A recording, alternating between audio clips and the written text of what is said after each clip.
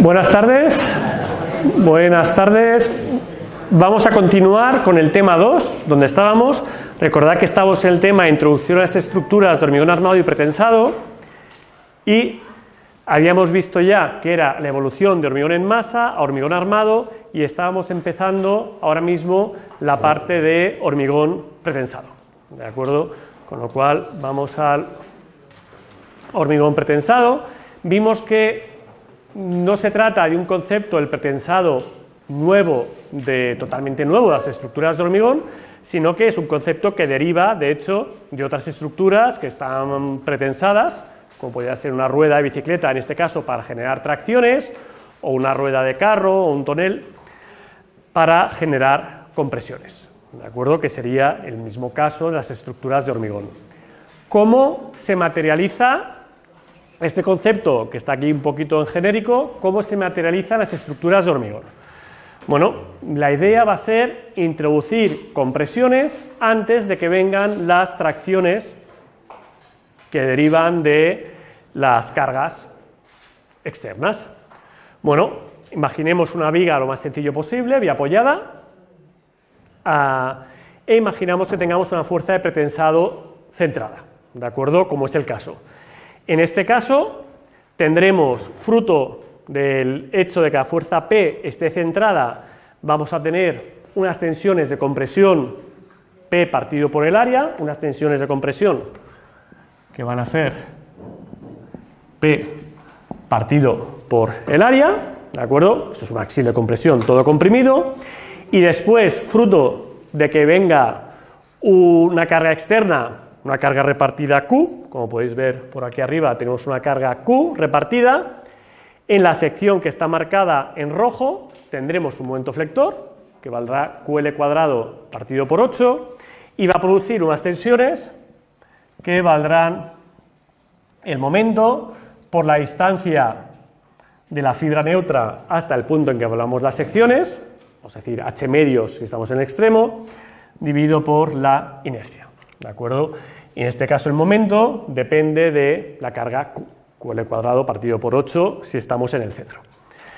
Con lo cual, si P está centrado, podéis ver aquí que tenemos unas tensiones de compresión totalmente centradas. La carga Q va a introducir estas tensiones procedentes de la ley de Navier, M por I partido por Y, y por lo tanto las tensiones que tenga nuestra viga sumando el efecto del pretensado más el efecto de la carga repartida serían unas tensiones como estas de aquí, en el que podríamos llegar a tener unas tensiones nulas en la fibra inferior porque sumamos tantas compresiones como tracciones tenemos abajo, pero arriba tendríamos muchísimas compresiones, ¿de acuerdo? La suma de las dos, el doble de compresiones. Bueno, sería una forma de evitar compresiones, un pretensado centrado. Como veremos, el pretensado centrado no es lo más óptimo. Ahora vamos a suponer, en el siguiente caso, que tenemos un efecto de un axil excéntrico. En el segundo caso, la fuerza P no está en el centro de gravedad, sino que la desplazamos un poquito hacia abajo, un valor E, de la excentricidad, ¿de acuerdo? El núcleo de la fibra neutra hacia abajo, un valor E. En este caso, ya la fuerza de pretensado que tenemos por debajo de nuestra fibra neutra, aquí tenemos P aplicado en la fibra neutra, pero como está con una cierta excentricidad, esto es estáticamente equivalente a tener un momento flector P por E que comprime abajo, la fuerza P en el centro de gravedad, y un momento P por E que comprime abajo, ¿de acuerdo? Con lo cual, ahora las tensiones del pretensado ya no solo serán las del axil, sino que tendremos un momento flector que nos está comprimiendo abajo.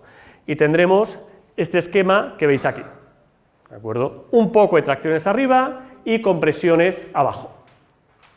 Se va a compensar con el efecto de Q, que es el mismo que antes, y como podéis ver, al final podemos llegar a un esquema como este de aquí, ¿de acuerdo? En el que tenemos nulas o pequeñas tracciones o tracciones nulas o incluso todo comprimido, y la suma del pretensado más el efecto de la carga Q genera unas compresiones mucho menores que las que teníamos antes. ¿De acuerdo? Bueno, entonces ya veis que en principio parece que si miramos el resultado final en esta sección que está marcado en rojo, vemos que este resultado es más favorable que este de aquí. Hemos eliminado las tracciones, pero a precio aquí de poner menos compresiones que aquí, que tenemos muchas más compresiones. ¿Qué sucede? Pero en este segundo esquema, si vamos al punto de momento flector nulo por las cargas Q, es decir, sobre los apoyos, no tendríamos esta distribución porque la carga Q no daría momento flector. Por el efecto del pretensado, en los apoyos tendríamos unas tracciones en la parte superior. ¿De acuerdo? Claro, ponemos el pretensado para minimizar las tracciones y por el simple hecho de pretensar generamos tracciones arriba. Con lo cual el trazado óptimo, si fuera posible, sería una combinación del primero y el segundo, que sería una parábola, como tenéis aquí. Fijaros, una parábola en la que en los puntos de momento nulo salimos del centro de gravedad de la sección y tenemos la excentricidad máxima cuando el momento flector es máximo en el centro luz. ¿De acuerdo? Esto va a ser posible, no va a ser siempre posible, luego lo veremos. En este caso, en el centro de la luz tendríamos un resultado que sería, si la excentricidad es E, como aquí arriba, exactamente igual que aquí, pero si miramos en el apoyo, el resultado de este tercer caso sería exactamente como el primero, todo con presión centrada. Es decir, en el tercer caso no estamos poniendo tracciones por el hecho de pretensar. ¿Qué forma tiene la ley de momentos flectores fruto de carga distribuida? ¿Es lineal, triangular, parabólica? Una ley de momentos flectores parabólica, han dicho, ¿de acuerdo? Es parabólica. Con lo cual el trazado parabólico, o casi parabólico, va a ser el trazado más óptimo que podrá compensar una ley de momentos flectores parabólica inversa, ¿de acuerdo?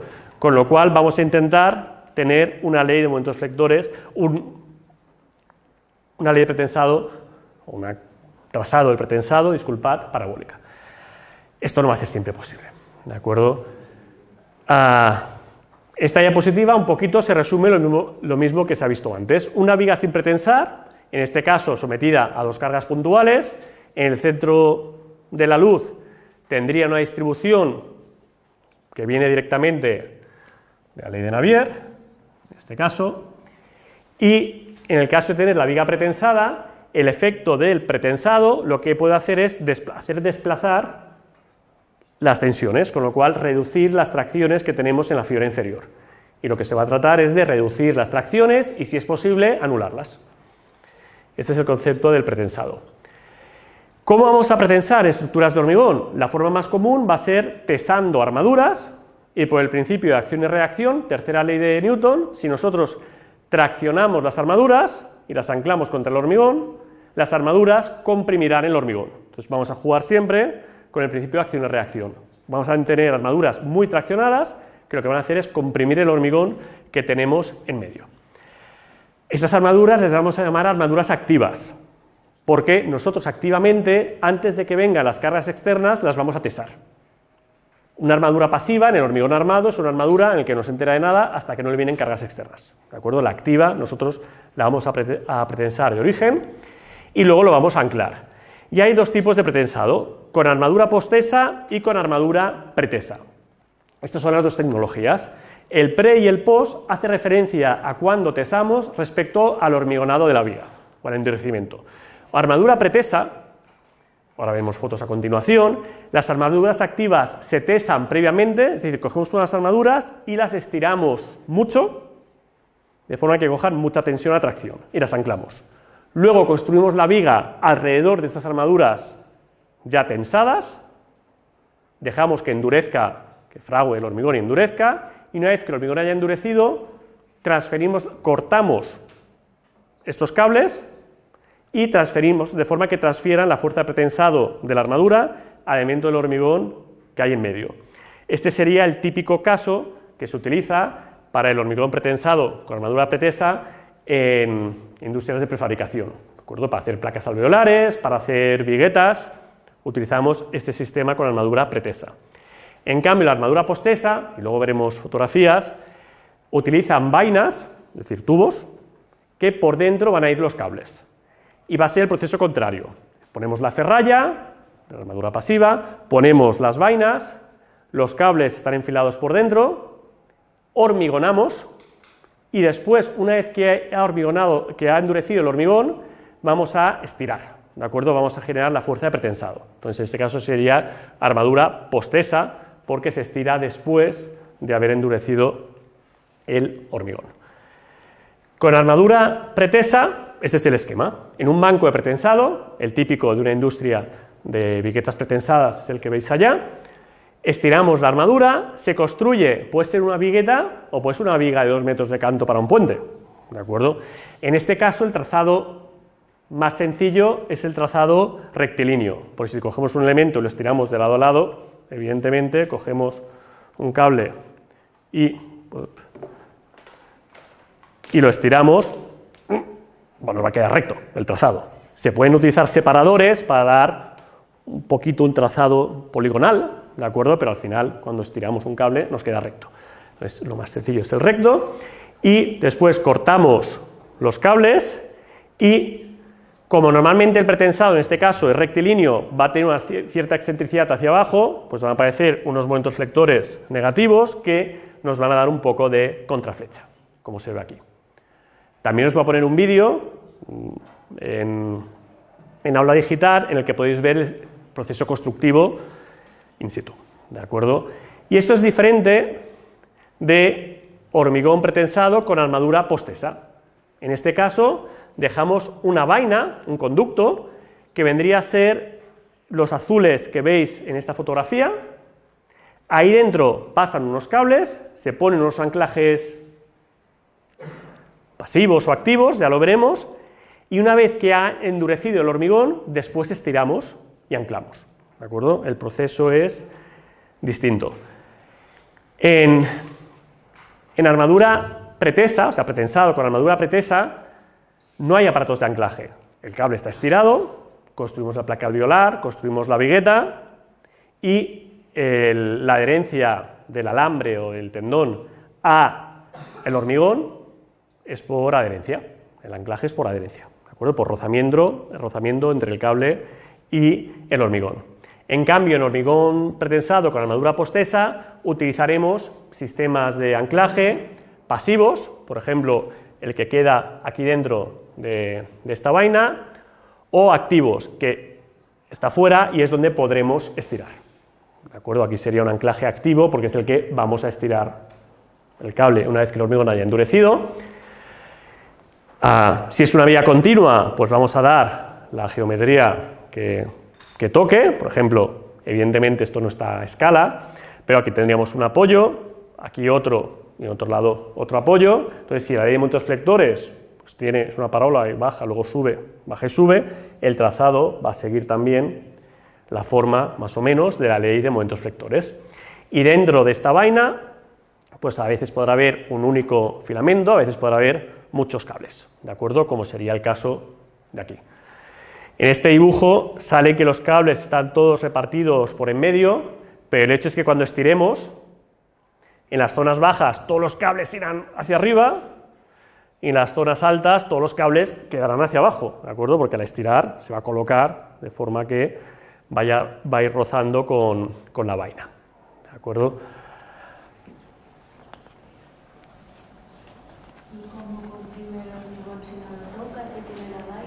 Entonces, no toca el hormigón, pero aquí tiene un anclaje pasivo y aquí un anclaje activo.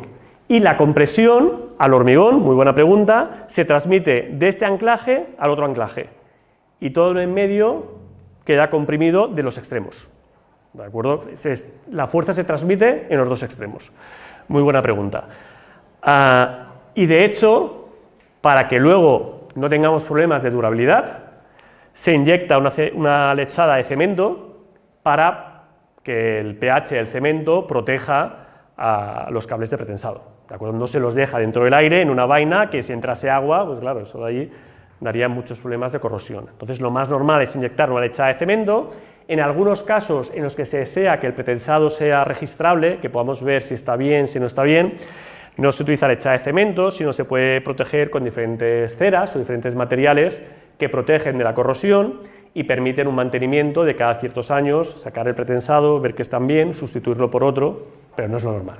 Lo normal es una leche de cemento y eso ya queda con adherencia para las cargas que vengan después, pero el pretensado se transmite en los dos extremos, a través del anclaje. Y luego también por la forma, porque a ver, si aquí el cable quiere ponerse recto, aquí ejerce una fuerza hacia arriba, ¿de acuerdo? Aquí quiere bajar, hace una fuerza hacia abajo, entonces también por la forma. Y hasta aquí un poquito la introducción del hormigón pretensado. Veremos algo más en el tema de materiales y veremos más en el último tema del curso, que aprenderemos a dimensionarlo, ¿de acuerdo? Pero es un curso de hormigón, básicamente, de hormigón armado. Y ahora vamos a pasar al último apartado de este tema 2, que es para tener alguna pincelada muy por encima de los antecedentes históricos en el uso de hormigón, para que tengamos en cuenta cuál es la historia del material que más comúnmente vamos a utilizar en una obra. Claro, el hormigón armado, como se entiende hoy en día, con un cemento artificial, pues es algo, como veremos, relativamente moderno. Pero el concepto hormigón, que no es nada más que gravas, arena, o sea, árido fino, árido grueso, gravas, un conglomerante hidráulico que se mezcla con agua e endurece, pues es un concepto que viene de hace muchos años y hallazgos de hace más de 7.500 años y más ya han encontrado que la gente lo que hacía era, para construir el suelo de las viviendas, mezclar arena grava con tierra caliza, un conglomerante hidráulico natural. Los griegos, pues hace también más de 2.300 años, utilizaban como aglomerante tierra volcánica. Pues, tierras de origen volcánico, también al mezclarse con agua producían el endurecimiento, ¿de acuerdo? Y los romanos pues utilizaron la cal y la construcción del alcantarillado de Roma, que parte todavía sigue en funcionamiento, es un hormigón hecho, que en vez de con cemento Portland, con cal. ¿Por qué ahora no podríamos utilizarlo? Por un tema de velocidad de endurecimiento, ¿de acuerdo? Entonces necesitamos cementos más rápidos, pero el concepto de hormigón es muy, muy antiguo. El Panteón de Agripa, no sé si alguno de vosotros ha estado, es un edificio de 45, 48 metros de diámetro, del año 200 antes de Cristo, o sea, hace 2200 años,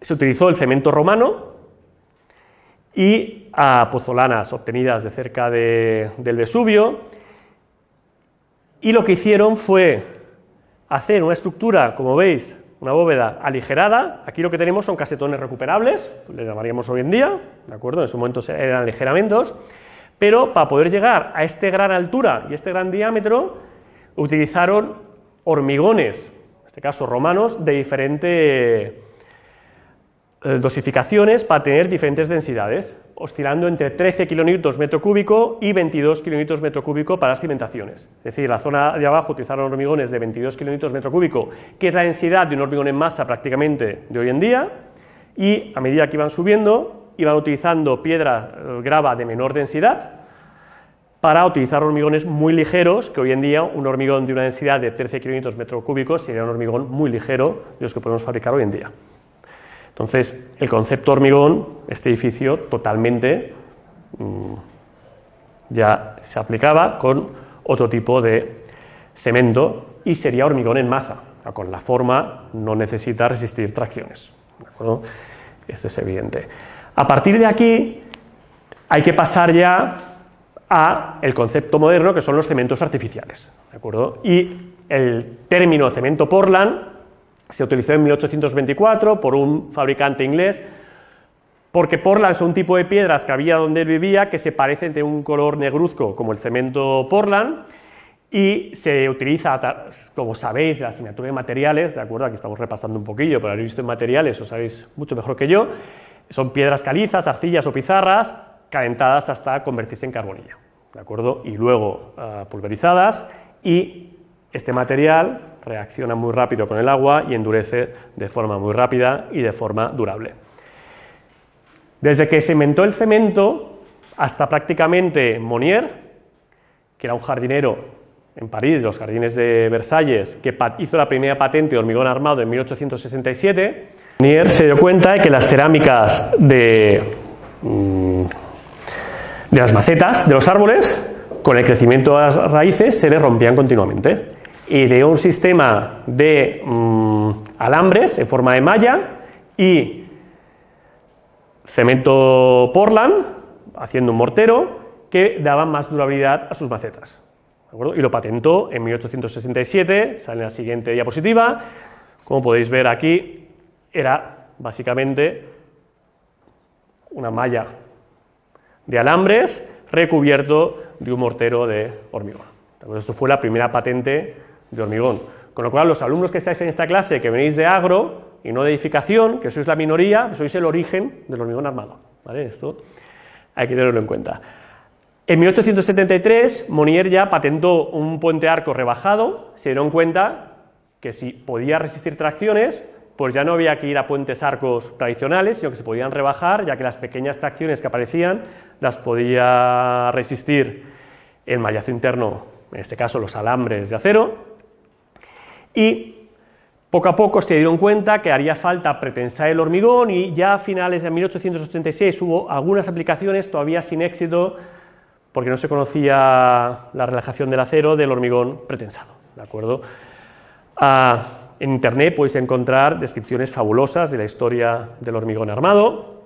Rápidamente, fijaros, en los años 1921 y 23, Freyssinet, veis aquí los hangares de Orly de 60 metros de altura y 90 de anchura, que fueron totalmente destruidos, bombardeados durante la guerra, pero estructuras realmente impresionantes en muy pocos años. El padre de hormigón pretensado, tal como lo conocemos hoy en día, es Freyssinet, Eugène Freyssinet.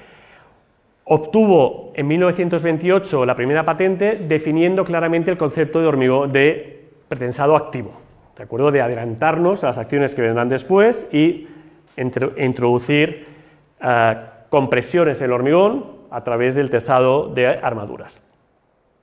No le fue bien inicialmente, pero a partir de 1974, ahora os lo contaré, bueno, os lo cuento y luego vuelvo atrás. En 1974 había la estación marítima de Havre que se estaba hundiendo.